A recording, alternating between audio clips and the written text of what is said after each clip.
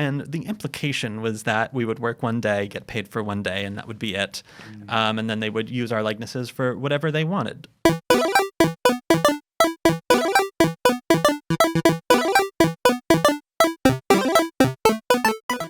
Hey there, folks. I'm your host, Chris Parisi, and this is the AI Wave, the only podcast that combines the world of AI with how Rhode Island could be at the center of it all. And today, we're welcoming an exceptional guest to our show.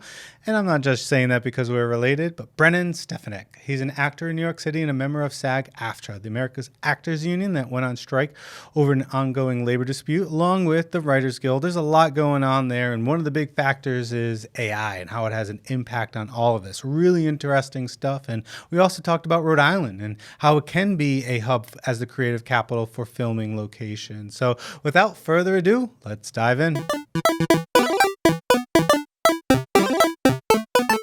Hello, ladies and gentlemen. We have our guest today, the one and only, the wonderful, the highly talented Brennan Stefanik. Hey, Brennan, everybody. How's it going? thank you for joining us. I'm so happy to be here. We'll let a little editors know Brennan and I are related. Indeed. We are cousins, so really excited for this episode. Usually we just chat family and BS, but we're going to get into it. We're going to talk about how AI has impacted the performing arts, the arts community in general. And there's one great person to talk about it with, and that's Brennan Stefanik here, who has the experience of being in the industry, of being in theater, some local roots too in theater, right? Local Didn't roots. you do some local stuff here in Rhode Island? That's how I got my professional start, was in Rhode Island. I graduated in 2019 from college. And right out the gate, I started working costumes at Theater by the Sea over in North Kingston. Mm-hmm. So I did that for a couple of summers, and then I've also worked right next door at Trinity Rep. So, yeah, good stuff. That is really good stuff. But then you left us, Brennan. I did leave. I moved to the big, shiny city of New York. Of course. Yeah. I come back, though. I still You work do. here when I can, you know. You do. No, and we love that you come back and also share your experiences about how there's a lot of rats in New York City. So, Providence is great. It's the creative capital. So, what we want to talk today is, learn a little bit more about yourself, but really kind of dive into the intersection of AI and the arts community in general. But before we get into that, tell us a little bit more about yourself. You talked about some of your experience here in Rhode Island, but kind of tell us, were you in any shows? Yeah. So, like I said, I graduated in 2019 with a Bachelor of the Arts in Theater. And from there, I went on. I worked in the costume field for a little bit. But I'm an actor first, really. So I was ready and rearing to get back into that. And actually, right before I moved to New York, I got a little casting notice from HBO's The Gilded Age, which was filming in Newport. And they had found me as a local hire to New England. And they were like, "Do you want to do some work?" And I said, "Absolutely." Hell yeah. So I went to New York, and then I turned right back around, and I came here, and I did a little bit of work with them for the first season of that show, filming right over in Newport. It was really awesome. And if they were to have a second season, you would probably hopefully be on that as well. If there were a second season, there could be a very good chance that you might see me a little bit closer this time, but that's neither here nor there at this very moment in time. But yeah, so that was the extent of my film TV work here. And then I've worked on a couple of other things in New York. I've done Law and Order, Organized Crime. I did more Gilded Age filming in New York, and some other stuff that I cannot talk about at this moment in time still. Well, you just said you did Organized Crime in New York City? I did do Organized Crime. So mafia stuff or a show? Law and Order. So it was the new subset of Law and Order. That was a big goal because my mother was is a big Law and Order person. So when shout out cousin Karen. Shout out mom, and also happy birthday, Dad, on the day we are recording. Yeah, I heard he's getting kind of old. Yes, he is. I'll say it. He's 60. We love you, John. Absolutely. But yeah, so when I moved, I was like, I got to do Law and Order. I got to do that from mom. So I got to do that earlier this year. And it was a very fun experience and a very nice viewing party that we had. Right in the city, right? The recording is they shut down the streets. Exactly. It's right in the heart of it all. We're making people walk around to other avenues and stuff, and no one's happy about it, but we're having a blast. That's awesome, man. So happy to hear all this experience you've already had. And, what's cool is that you have experience in front of the camera or behind the stage, Absolutely. right? And you are part of the Actors Guild, and I know there's an acronym like SAG-AFTRA. So I'm a part of the Film and TV Actors Union, known as SAG-AFTRA. So that is the Screen Actors Guild and American Federation of Television and Radio Artists. A lot of letters, a lot of words in there. But I thought us marketers have a lot of acronyms, but that's I studied hard to get those right specifically for it. Yeah, you did a good job there. But yeah, so that is my quote-unquote union affiliation, specifically with film and TV. So yes, I actually just entered the union right at the beginning of the year, and I'm a nice, proud member at the moment, And nothing you say reflects... oh, yes, of course. Me, Brennan Stefanik, these are all my thoughts and opinions and do not reflect the official views or beliefs of the SAG-AFTRA union. Mm-hmm. Now we can say anything we want. But let's talk about that. That's a very topical situation going on right now. And for those that don't know, Brennan could tell a little bit better. But what I'm really intrigued about is that this strike that's going on right now, it's very interesting because there's many variables that are going on when it comes to streaming, when it comes to this, when it comes to that, and getting the residuals. But there's one big factor, and that is AI. So when people say, oh, AI is, eventually going to impact us over time, it's going to take some time. Well, guess what, folks? It's impacting our life today already. It sure is. And this is a big deal because unions are probably all around the world looking at what's going to happen. And how, because AI is going to have a big impact on the film and television industry. And we're going to get into all of that and some exciting things as well, really positive stuff. But can you tell our audience and explain it in simple terms, what's really going on with this strike and how AI is a big part of that? For sure.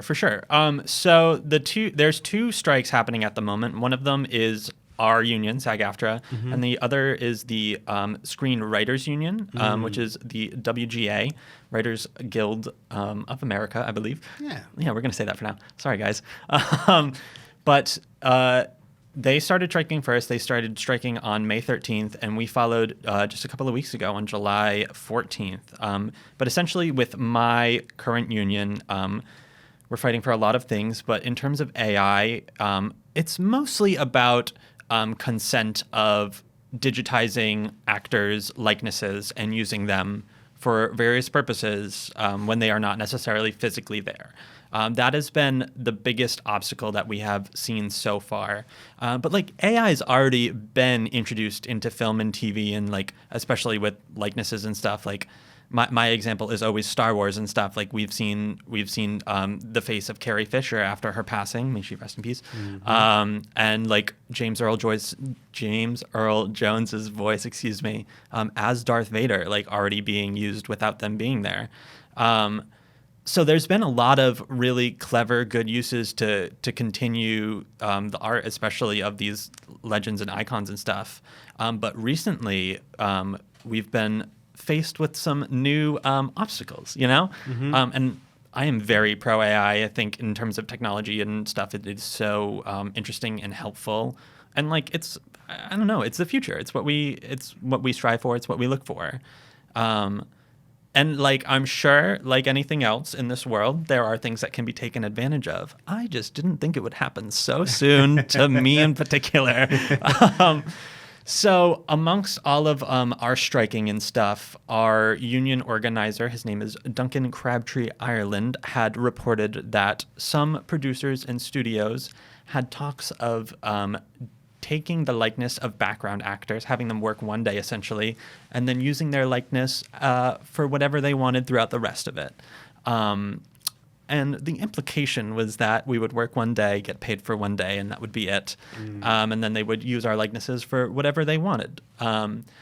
So that's a little scary. It is a little scary. It is, because especially for actors that are in big buck movies and who have reoccurring roles and stuff, they can make a living on acting because they go in, they do 3 or 4 gigs a year, and then they make thousands of dollars in residuals coming in. That's usually how that works. But then like background actors, like we got to keep working. We got to keep on picking up those gigs. We got to do several days on the same show, you know?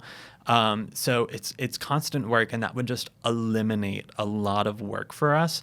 But also, in my opinion, it would eliminate a lot of like the artistic integrity of the piece, you know? Because especially as background actors, like we are what makes the world that you're looking at, you know? We're the ones that really shape what makes TV and movies relatable, you know? Like we're walking down the street in the background and we're late for a meeting, and like you know, it does seem silly and trivial, but it's like active choices that we are making in order to bring human experience into the realm of media, you know? Yeah, it's a really great point. And you talk also about the likeness, right? And they could take your likeness that you shot in one day and then do, you said, whatever they want with that. Exactly. Well, what if they have Brennan doing something really inappropriate in the background? Your consent was not there. Yeah. So there's also obviously the job implication of that and money, but also like, is that what I want to be representative as? Exactly. And what control do you have? Like, how does it work right now? So right now it's just murky because the contracts that we're negotiating are brand new. Our contracts started several years ago. Also, like before, like streaming was a thing as well. So that's another big thing. That's another topic to get into. But whatever. It's a whole episode. Exactly. So this is all just brand new. So now we kind of have to navigate the waters of, yes, we are definitely wanting to use AI to make our jobs more efficient and stuff, but we don't want to sacrifice the art. We don't want to sacrifice our livelihood and our career because of it. Like, if we're doing this, then it would just make acting like a little side job, you know, and not a viable career. I think the big thing in terms of navigating this likeness is that there needs to be clear consent from us, the performers, to say, hey, you can use us on a base-by-base cases. You know, you got to check with us as in terms of what you are having our likeness do. We have to approve that. You have to pay us as if we were working that day because you are still using us to make your work, essentially, you know? So it's a technological component, but it is also the ethical component being thrown in here, which it was bound to happen eventually, but like I said, it came out way sooner than I think at least I would have expected. I mean, that's a big thing that I'm talking about, and also why I'm really advocating for this AI task force here in Rhode Island is that we have to make sure we're taking advantage, talking about it, discussing it, and figuring out today. This is not something that's going to happen down the road. This is something that is here today, right now. And you're living proof of that. And to your point, you know, I think about with the background actors, for instance, we're just, you know, talking about that. Well, what if the producers, they said, you know what, we'll just use some type of AI generative content, and we're going to just have AI generative background figures.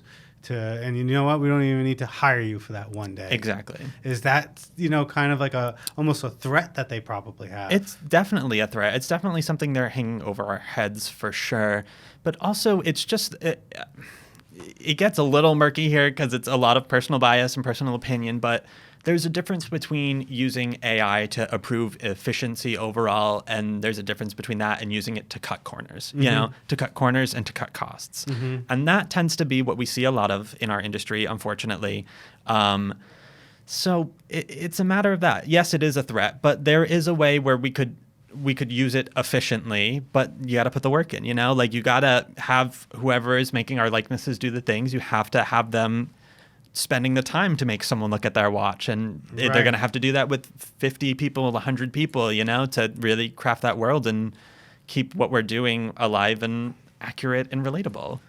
Potentially. They could have a prompt that says, you know, this actor walked this far, have them look at the watch, you know, and that's the difficult part. That's why we're having this conversation. Exactly. You know, because you can get very excited about the capabilities and the possibilities with AI, but then when you look at the human cost, the human element of it all, and is it worth it? And you mentioned earlier the creativity and the human element of creativity that may get lost with AI. Exactly. Can you talk to us a little bit more about that? Yeah, absolutely. I mean, I think one of the things that we all love about television and media in general is when we can watch something and see ourselves in that or relate to that or find ourselves. It's what keeps us invested in stuff. And like that all comes from people who are on that screen saying, hey, I'm a human being. I'm going to take what I've learned and experienced in my life and put it in this character that is beloved and I am performing as.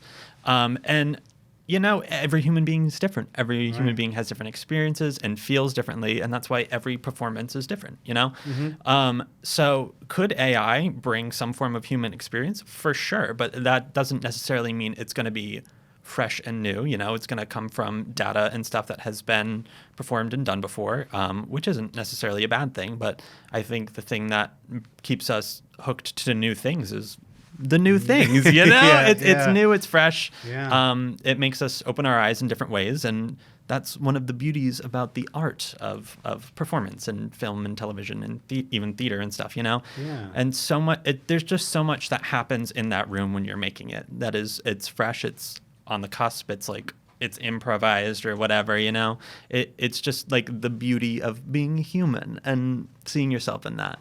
So whether AI can accurately capture that, I don't know, who's to say? I'm an actor, but like I would like to think that as an artist, that is part of the art that we bring to that kind of media and stuff. Yeah, I mean that's a great point. It's that uniqueness. That was a great point that you had, and also it takes a human to understand the emotions of a human. Right now with AI, we're like at level 2 going on level 3. Yeah. And there's 4 levels of AI. Okay, level 4 is Terminator, just to keep it simple. Oh God. But level 3 is when they're starting to understand emotions and then can react based on that emotional intelligence, opposed to logic based. For sure. They're not there yet, but that's one of our advantages as humans. Oh yeah, is that we have that compassion and empathy that AI typically does not have yet. And I guess that is another advantage of having a true actor behind the camera or in front of the camera, I meant to say. Yeah. Because AI is not going to replace that. No, it's not. That's not a bad thing either, Right. I think it's a great thing. It's great and nice. It keeps jobs available, but it also makes this a viable career, you know? Yeah, and it makes it more interesting and relatable to the audience. All right, Brennan, this is really interesting conversation. I really appreciate everything that you've shared with us so far. I know I shouldn't go back. I should stay over here. See, I'm not an actor. I'm just a marketer that loves AI. Absolutely. You are the one that's the professional. So I want to hear about your opinion on AI personally. Yeah. Like, obviously, we just talked about how it has a big impact on you and your career. But you did say, hey, I am a fan of AI. What is your personal feelings towards AI? I'm very pro AI. I mean, I think in general, technology needs to advance as we advance. And we're seeing just so many capabilities opened just in this past couple of months that AI has been advancing. So I'm very much for AI and working smarter, not harder, Right. allowing it to help us in our lives to even take out just those annoying things that we have to do, the tedious things every day in our jobs and whatnot. But my big thing is it's just about the ethical boundaries with that, what goes with that. And granted, I have seen a lot of that in my personal career and life. But it's just about navigating those waters and keeping people responsible and reliable in those aspects, We got to hold people accountable with this new technology and use it for good and the betterment of mankind. I agree. I love that. We have to have these conversations. Oh, yeah, absolutely. Whether it's you and I having this discussion here in the studio and the state level having that discussion at the federal level and really at a world level, AI is the main topic. And it's rapidly coming at us and really changing a lot of our aspects of our world. And how has it impacted your world in the sense of your job? We talked about from a macro level, but on an individual level, do you incorporate AI into what you do? So yes, actually. ever since ChatGPT came around, Yeah. I have been able to use that as a tool as an actor to once again, like I said, eliminate those little annoying things or like use it to save some time because time is very valuable in what we're doing and stuff. So my biggest use of it is audition help and stuff. You know, I have a good knowledge of theater and movies and stuff, but I don't even scratch the surface as to everything out there. So I have found that when I am auditioning for a show or a musical or something that I'm not very familiar with, I can pop in ChatGPT and say, hey, I'm auditioning for this role in this show. Can you give me a good monologue for this character or a good song? Or can you at least recommend a play or a musical that has similar themes or genres and stuff like that? And it'll pop out a bunch of answers, and I'm able to just utilize those, and I can go in and vet out what I really vibe with and love and stuff. But that has been how I've been finding a lot of my audition material. Brilliant. Especially, and like, I don't know, especially in terms of time and stuff. Sometimes you're given an audition and they're like, hey, we'd love for you to audition for this role. Can you send us a video by tomorrow morning? And you're like, yeah, I'll do my best. Right. So with that, I'm able to at least expedite the time and not have to stay up for hours like looking at plays and stuff, being like, oh, what's applicable? Now you're tired, now you're stressed, now you have to shoot the video. Exactly. So that is one of the most beautiful things that I found about it. And I tell everyone I can, I'm like, use AI to help you find this stuff. Because you can reach out to your friends and stuff, but no one's going to be awake at 2 a.m. to search through their play and be like, here's a monologue, you know? Right. So that has been just such a delightful, delicious time saver. And also like, that's a hack to me. I'm like, you know what? This is a nice little hack that we can use in our industry and also show like how we can integrate AI into it as in a positive way, you know? Yeah. So it's just been so nice and wonderful. Oh, I love it. Because that's a big thing we say here is AI is not here to replace you, but to enhance you. Exactly. And that's exactly what you're doing is you're utilizing it to not replace what you do. You're still going to do that video that you're going to send over. Exactly. And it's not AI generated Brennan. It's real human Brennan. Yeah. But utilizing it in a way to make things more efficient and more accurate, right? Yeah. And you still vet it out too. So it's not like you just spit it out and you just take the first thing and run with it. You're still doing that part. So, you know, it's saving you some time, not everything, but that's a great little use case of, you know, all those other actors out there. That's a hack. Yes, actors use ChatGPT. And once again, like with ChatGPT, like you definitely have to learn the language and be like, yes, I would like a song, but I can't sing super high, so I would like a song that doesn't go above this note or whatever, and yada, yada, yada. So you really, you do have to be specific, and it's not always going to give the perfect answer, but you just get more and more specific, and it's really just such a valuable tool to put right in the tool belt, you know? Yeah, I love that, Brennan. This is very cool. So that's some of the hacks, and now I kind of want to understand if there are any other hacks or any other message you want to give before we talk about Rhode Island. You know, I think just in general, y'all, like, definitely embrace technology the best that you can, but don't use it to make things easy for the sake of making things easy. Like, use it to your advantage. Use it as an extension of yourself. Don't use it to cut the corners. Don't use it to, you know, that kind of stuff. That's my big takeaway from this is like we gotta embrace it and use it in the best ways for everyone, you know. Okay, so we talked about how you were in some media here in Rhode Island, whether it's the theater, whether it's TV, and Rhode Island is becoming more and more of a destination for film and TV to shoot here. You know, we had the Gilded Age. I think we have the burger. Good Burger too. The Good Burger. Although I think that's on pause right now because of the strike. Yes. So hopefully that's resolved so we can get back to it here in Rhode Island. And we've recently advocated for bills that provide incentives for producers to shoot here on Rhode Island on location. So we love that to bring all of those folks here to not only help our economy, but also showcase our beautiful state. Yeah, and it helps our small business as well. It's an army when you have a production 100%. shoot. Yeah. We saw it with Hocus Pocus. Yeah, and I know that production was a big boom to small businesses because they had to eat. probably had some drinks. They had some lodging. So it helps our small businesses in our economy as well. One of my favorite things about AI is how it levels the playing field.